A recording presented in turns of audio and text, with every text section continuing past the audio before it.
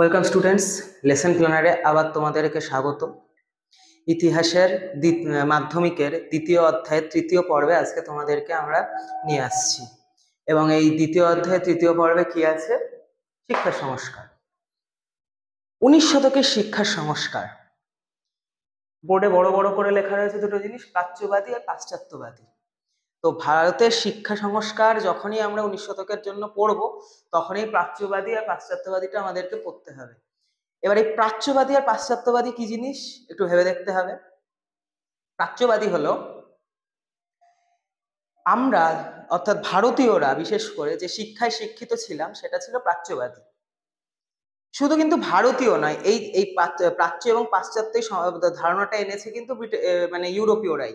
তাদের ধারণা কি ছিল যে তারা পাশ্চাত্যবাদী, তার কারণ তারা ইউরোপের মানুষ, তারা রেনেসা দেখেছে, তারা শিল্প বিপ্লব দেখেছে, তারা অনেক বেশি আধুনিক শিক্ষায় শিক্ষিত আমাদের থেকে, তাই তারা পাশ্চাত্যবাদী। এবং আমাদের শিক্ষা, বিশেষ করে যদি ভারতের কনটেক্সটে আসি, তাহলে কি দাঁড়াবে যে হচ্ছে ইসলামিক এবং হিন্দু, মূলত এই দুটো শিক্ষাতেই আমরা শিক্ষিত হতাম। কোথাও কোথাও বৌদ্ধ শিক্ষাও ছিল, তবে বৌদ্ধ শিক্ষা সেই সময় বেশ কিছুটা পিছিয়ে গেছিল। তো কি কি ছিল সেখানে? মাদ্রাসা, পাঠশালা, টোল, এগুলোতেই আমরা মোটামুটি শিক্ষা গ্রহণ করছিলাম ভারতীয়রা তখন। তো এটা ছিল হচ্ছে প্রাচ্য শিক্ষা। আর পাশ্চাত্যবাদী শিক্ষা কি? School, college, university, medical college, engineering college, এইগুলো হচ্ছে তোমার পাশ্চাত্যবাদী শিক্ষা। মজার ব্যাপারটা হলো, স্বাধীনতার পরেও আজকে আমরা যে শিক্ষাটা গ্রহণ করি, যে ডিগ্রিগুলো পাই, সবই কিন্তু এই পাশ্চাত্য শিক্ষার ফল। প্রাচ্য শিক্ষা আমাদের দেশ থেকে বলতে গেলে প্রায় উঠে গেছে, প্রায় কি বলতে গেলে উঠেই গেছে, সেইভাবে আর নেই। তো এখানে আরো একটা যে ইন্টারেস্টিং বিষয় হচ্ছে, এই প্রাচ্যবাদী কিন্তু শুধু আমরা ভারতীয়রা নই, চাইনিজরাও প্রাচ্যবাদী। তার কারণ কি? এই ইউরোপীয়রা মনে করতো যে তারা ব্যতীত, মানে যারা শিল্প বিপ্লব দেখেনি, যারা রেনেসা দেখেনি, তারাই প্রাচ্যবাদী। অর্থাৎ তাদের, মানে চীনের সাথে আমাদের বহু তফাৎ থাকলেও আমরা কিন্তু তারা, মানে ইউরোপিয়ানদের কাছে আমরাও প্রাচ্যবাদী, আবার চাইনিজরাও প্রাচ্যবাদী, আবার সৌদি আরবীয় যারা, তারাও প্রাচ্যবাদী ছিল সেই সময়। তো যাই হোক, তো এবার আসবো যে ভারতের শিক্ষার প্রাচ্য পাশ্চাত্য বিষয় নিয়ে। ভারতের শিক্ষা নিয়ে তো আমরা প্রথমেই বললাম যে এখানে ছিল প্রাচ্য শিক্ষায় শিক্ষিত, যে টোল, সংস্কৃত। ও এখানে বলে রাখা ভালো যে এই মাধ্যম, প্রাচ্য শিক্ষার মাধ্যম কিন্তু ছিল সংস্কৃত, কিছুটা লোকাল ল্যাঙ্গুয়েজ, মানে যেখানে যেরকম ছিল সেই লোকাল ল্যাঙ্গুয়েজ, আরবি, ফার্সি। বিশেষ করে মুসলিমরা আরবি আর ফার্সিতে শিক্ষা গ্রহণটা বেশি পছন্দ করতেন। এবং বিশেষ করে যে সমস্ত উচ্চ শ্রেণীর ইসলামিক ব্যক্তিরা ছিলেন বা মুসলিম ব্যক্তিরা ছিলেন, রাজা, মানে নবাব, বাদশাহ, সুলতান, তারা ফার্সিতে লিখতে পছন্দ করতেন, কারণ ফার্সি ভাষাটা তখন একটা স্ট্যাটাসের সিম্বল ছিল। এই ফার্সি ভাষায় তারা বিভিন্ন চিঠিপত্র লিখতেন এবং দলিল দস্তাবেজও করতেন। তো ইউরোপীয়রা, মানে ব্রিটিশরা যখন ভারতে আসলো, আমরা জানি ব্রিটিশরা এসেছিল মূলত সপ্তদশ শতকে। অষ্টাদশ শতকে তারা ভারতে মোটামুটি কলকাতাকে কেন্দ্র করে বাংলা এবং পরবর্তীকালে ভারতের অন্যান্য স্থানে শাসন শুরু করলো। এবং ঊনবিংশ শতকে তারা ভারতের শাসন ব্যবস্থায় আরো গভীরভাবে ঢুকতে শুরু করলো, মানে সম্পূর্ণটাই নিজেদের অধীনে নিয়ে নিল 1857 সিপাহী বিদ্রোহের পরে। তো সিপাহী বিদ্রোহের পরে কি হলো, যে ভারতের শাসনটা সম্পূর্ণভাবে ব্রিটিশদের হাতে চলে গেল। কিন্তু তার আগে থেকেই ভারতের শিক্ষা ব্যবস্থায় তারা নজর দিয়েছিল। তার কারণ, ইউরোপ থেকে শিক্ষিত ব্যক্তি নিয়ে এসে তাদের কাজকর্ম চালানো তো সম্ভব না, বা ব্রিটেন থেকে বেশি, কারণ তাদের দেশ অনেক দূরে এবং তাদের লোকবলও অত না। ভারতে লক্ষ লক্ষ লোক, এবং তারা বেশিরভাগই উচ্চাকাঙ্ক্ষী নয়, অল্প কিছু টাকাতেই তারা খুশি হয়ে যায়। তো তাদের দিয়েই শাসন কাজটাকে ভালোভাবে চালাতে হবে, কারণ শাসন করতে গেলে তো শুধু তোমার চেয়ারে বসে থাকলে হবে না, শাসনের জন্য তোমার বিভিন্ন দপ্তরে বিভিন্ন রকম মানুষ চাই। সব থেকে বড় কথা, তাদের সংস্কৃতি আমাদের সংস্কৃতি আলাদা, এই সংস্কৃতিটা বুঝতে হবে। তো তার জন্য তারা ভারতের শিক্ষায় ঢুকতে চাইলো। তো মূলত তারা কিন্তু চেয়েছিল নিজেদের শাসনের সুবিধার্থেই। তো এই ক্ষেত্রে ভারতীয়দের কিভাবে শিক্ষা দেয়া হবে, এই নিয়ে দ্বন্দ্ব দেখা দেয়। দুটো গোষ্ঠী তৈরি হয় তখন। এক গোষ্ঠী মনে করতো ভারতীয়দেরকে পাশ্চাত্য শিক্ষায় শিক্ষিত করতে হবে, কারণ এর মাধ্যমেই তারা সভ্য হবে। ভারতের শিক্ষা যেগুলো আরবি, ফার্সি, সংস্কৃত, এগুলো কোনো শিক্ষাই নয়, তাদেরকে ইংরেজিতে শিখতে হবে, তাদেরকে আধুনিক শিক্ষা গ্রহণ করতে হবে, তাদেরকে শিল্প বিপ্লবের কথা জানতে হবে, রেনেসার কথা জানতে হবে। এইভাবেই তারা শিক্ষিত হবে এবং তাদের সমাজ এগোবে। অপর দিক যারা প্রাচ্যবাদী এরাও কিন্তু ইউরোপীয় ছিল। মূলত প্রথম দিককার যে ইউরোপীয় শাসক, বিশেষ করে কোম্পানির শাসক যারা ছিলেন, তারা এই প্রাচ্যবাদী ছিল, কারণ তারা মনে করেছিল যে এই ভারতীয়রা যদি তোমার পাশ্চাত্যবাদী শিক্ষায় বেশি শিক্ষিত হয়ে ফেলে, তাহলে তারা ইউরোপীয়দের থেকে এগিয়ে যাবে, তারা তাদের শাসন মানবে না এবং একসময় গিয়ে তারা বিদ্রোহ শুরু করবে। জিনিসটা কিন্তু তারা ভুল করেনি। এই পাশ্চাত্য শিক্ষায় শিক্ষিত হওয়ার মাধ্যম থেকেই কিন্তু ভারতীয়দের মধ্যে জাতীয় চেতনা, জাতীয় উদ্বেগ, কারণ তারা বিশ্ব সম্পর্কে জানতে পারছে, পৃথিবীর সমস্ত কিছু জানতে পারছে, তারাও বুঝতে পারছে যে তাদের সাথে কোনটা ভুল হচ্ছে কোনটা ঠিক হচ্ছে। তো এগুলো আমরা পরে দেখবো, সেটা কথা না। মূলত এখন আমরা রয়েছি যে হচ্ছে অষ্টাদশ আর ঊনবিংশ শতকে। তো অষ্টাদশ আর ঊনবিংশ শতকে যখন রয়েছি, তখন প্রথমেই হচ্ছে প্রাচ্যবাদী কারা ছিল আমরা একটু দেখে নেব। ওয়ারেন হেস্টিংস নামটা চেনা, একজন গভর্নর জেনারেল। তিনি 1781 খ্রিস্টাব্দে, মানে 1757 সিপাহী বিদ্রোহ জয়ের 30 বছরও না, তার 30 বছরের মধ্যেই তৈরি করলেন কলকাতা মাদ্রাসা, প্রাচ্যবাদী শিক্ষার প্রসারে সাহায্য করছেন। উইলিয়াম জোন্স 1784-তে এশিয়াটিক সোসাইটি, এটা কেন করা হলো? এর মাধ্যমে ইউরোপীয়রা এই এশিয়াটিক সোসাইটির মাধ্যমে এই এশিয়া, মানে তখন এশিয়া বলতে মূলত ভারতীয় উপমহাদেশ এবং আরো যে সমস্ত জায়গায় ছিল, মানে ইউরোপীয়রা তো প্রথম ক্ষমতা দখল করে মানে ব্রিটিশরা ভারতেই, পরবর্তীকালে তারা অন্যান্য চীন, তারপর ওই পাশে কোরিয়া, এই সমস্ত দিকেও যাবে, কিন্তু প্রথমে তো আসে ভারতে। ভারত বলতে তখন জানোই কতটা বড় দেশ, আমি আগেও বলেছি। তো সেই ভারতবর্ষের যে সংস্কৃতি, সেখানকার যে মানে মানে বলতে গেলে ভৌগোলিক অবস্থান, সেখানকার কি কি খনিজ পদার্থ পাওয়া যায়, পরিবেশ এবং সেখানকার মানে সবকিছুই, সংস্কৃতি, ধর্ম, এগুলো জানার জন্য তৈরি হয়েছিল এশিয়াটিক সোসাইটি। আরো একজন গভর্নর লর্ড ওয়েলেসলি 1800 খ্রিস্টাব্দে তৈরি করলেন ফোর্ট উইলিয়াম কলেজ। এটা কিন্তু তোমার সিপাহী বিদ্রোহের পরে ফোর্ট উইলিয়াম কলেজটা কিন্তু মূলত ছিল ইউরোপীয়দের জন্য, এখানে ভারতীয়রা শিক্ষা গ্রহণ করতে পারতেন না। এরা ছিলেন প্রাচ্যবাদী। এইবার আসবো পাশ্চাত্যবাদী। তো এরা কি মনে করতেন যে ভারতীয়দেরকে আমরা পাশ্চাত্য শিক্ষায়, ইউরোপীয় শিক্ষায় শিক্ষিত করব। প্রথম সূচনা হয় এদের, বিভিন্ন যে খ্রিস্টান মিশনারিরা এখানে আসতে থাকেন, তারাই এই জিনিসগুলো শুরু করেন। মূলত খ্রিস্টান ধর্মে রূপান্তর করার সময় থেকেই তারা এই পাশ্চাত্যবাদী শিক্ষা ভারতীয়দের দিতে থাকেন, ঠিক আছে? তো এই ভারতীয়দের যখন পাশ্চাত্যবাদী শিক্ষা দিচ্ছেন, তখন কার কার নাম আমরা পড়বো? শ্রীরামপুর ব্যাপটিস্ট মিশন, বুঝতেই পারছো যে এটা একটা মিশন, এরা প্রথম এই পাশ্চাত্যবাদী শিক্ষা দেওয়া শুরু করে। উইলিয়াম কেরি 1818 খ্রিস্টাব্দে তিনি একটি বিদ্যালয় তৈরি করেন এই শ্রীরামপুরেই, ঠিক আছে? শ্রীরামপুরেই একটি বিদ্যালয় তৈরি করেন পাশ্চাত্য শিক্ষার জন্য। ডেভিড হেয়ার তোমার আমাদের একজন ঘড়ি ব্যবসায়ী ছিলেন, ঠিক আছে? একজন ঘড়ি ব্যবসায়ী ছিলেন, কিন্তু তিনি এই ভারতীয়দের শিক্ষা সম্পর্কে খুবই চিন্তিত ছিলেন। মানে ভারতীয়দেরকে পাশ্চাত্য শিক্ষায় শিক্ষিত করে তোলার জন্য তার মতো গুরুত্বপূর্ণ ভূমিকা খুব কম মানুষই নিয়েছেন। তিনি সুপ্রিম কোর্ট থেকে রায় বের করে কলকাতা স্কুল বুক সোসাইটি তৈরি করলেন। মানে কলকাতার যে স্কুলগুলো হবে তার জন্য একটা সোসাইটি, যে এই পাঠ্যক্রম হবে, এই বই ছাপা হবে, এখান থেকে বই ছাপা হবে, এই বিষয়টা তিনি করলেন। আর কি করলেন? 1835 খ্রিস্টাব্দে হেয়ার স্কুল তৈরি করলেন, আজও আছে যেটা কলকাতায় হেয়ার স্কুল।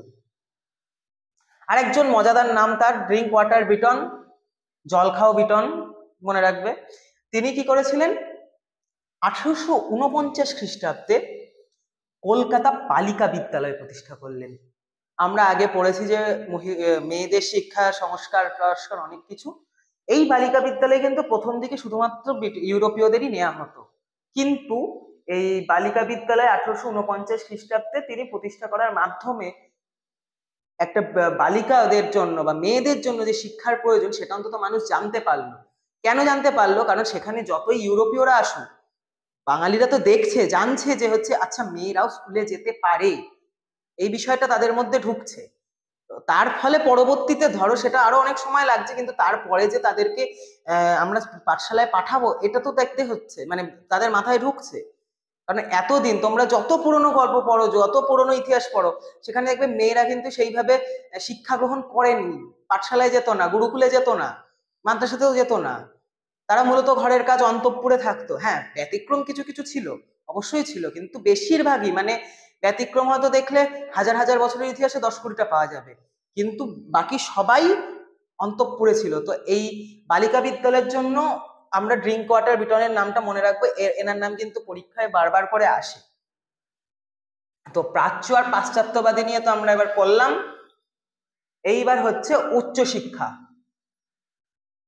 উচ্চশিক্ষা নিয়ে আমরা এবার কি বলবো?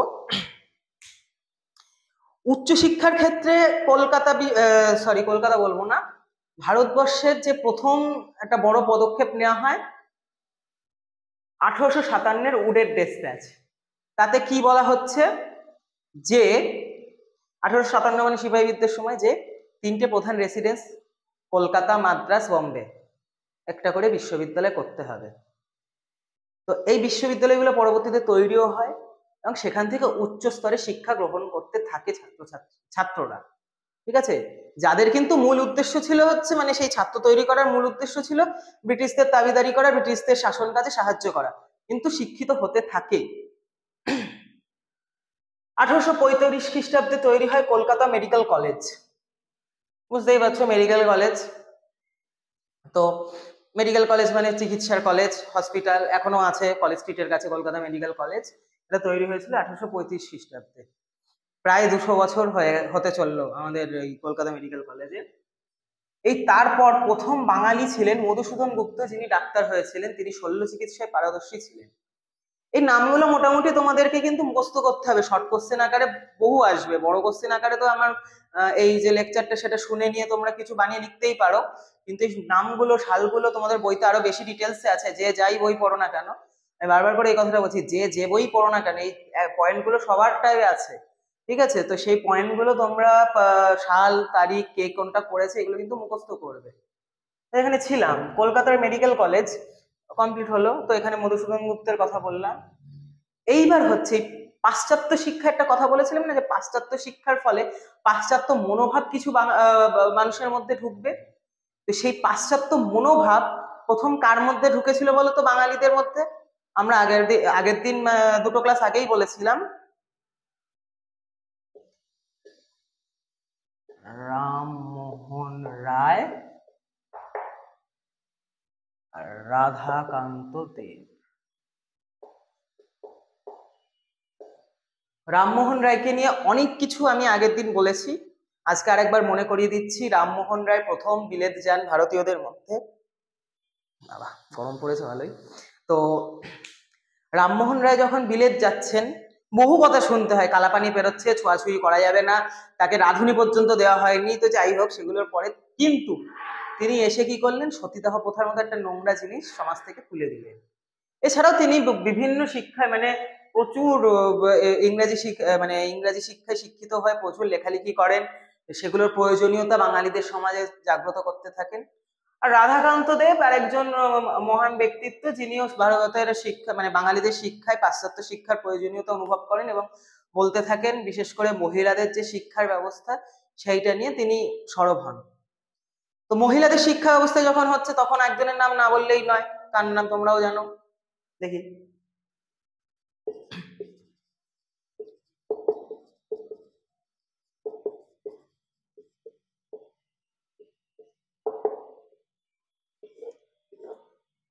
ঈশ্বরচন্দ্র বিদ্যাসাগর।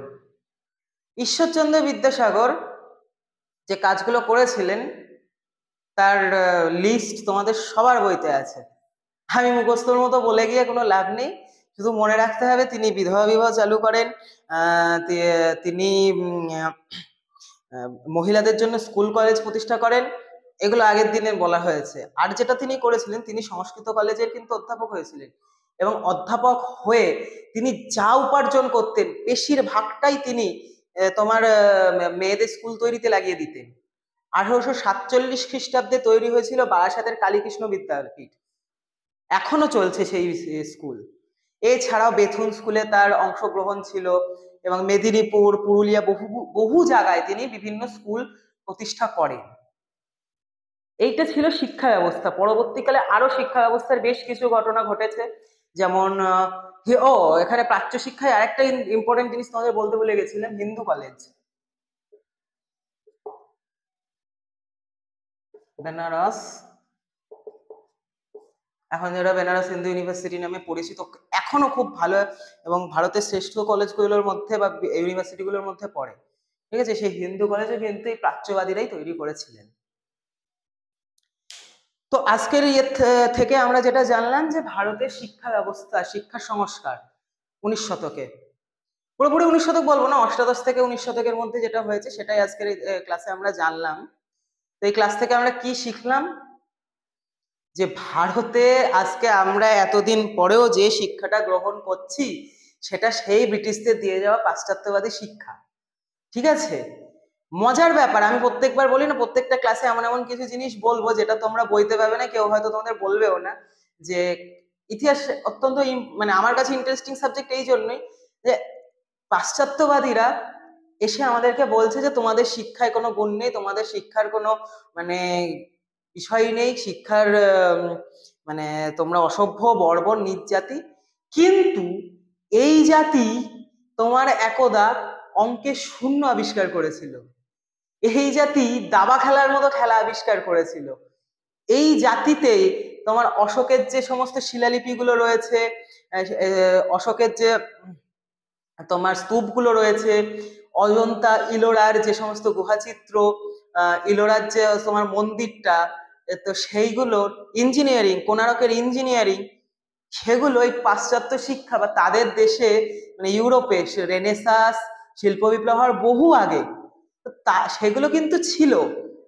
আমরা মাত্র 200 বছর মানে 200 বছরের শাসনে এবং কিছুটা হয়তো আমাদের নিজেদেরই নেগলিজেন্সিতে আমরা সেই প্রাচীনকালের যে স্থাপত্যের যে আমাদের কারিগরি বিদ্যা বলো, যে বৈজ্ঞানিক চিন্তা ভাবনা বলো, বা যে চিন্তা ভাবনাই বলো না কেন, আয়ুর্বেদ শাস্ত্র বিশেষ করে আয়ুর্বেদ শাস্ত্র, সেই ধন্বন্তরীর নাম আর্যভট্ট, আর্যভট্ট গণিতজ্ঞ ছিলেন, সংখ্যায় ছিলেন তোমার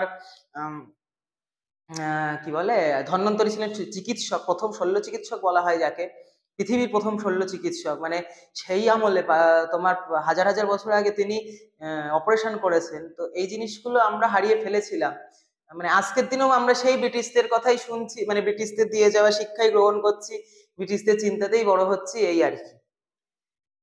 তো এটাই হচ্ছে বলার যে ভাববে মাঝে মধ্যে যে যখন ইতিহাস পড়ছো শুধু যে নাম্বার পাওয়ার জন্য পড়তে হবে তা না, তোমাদের কিন্তু খুব সুন্দর একটা সিলেবাস, এই সিলেবাসের ওপর ভর করে তোমরা মানে যদি আমার ভিডিও দেখো, ভালো লাগে পুরোটা দেখো, তাহলে লাস্টের এই কথাগুলো শুনবে, ভাববে, ভালো লাগবে।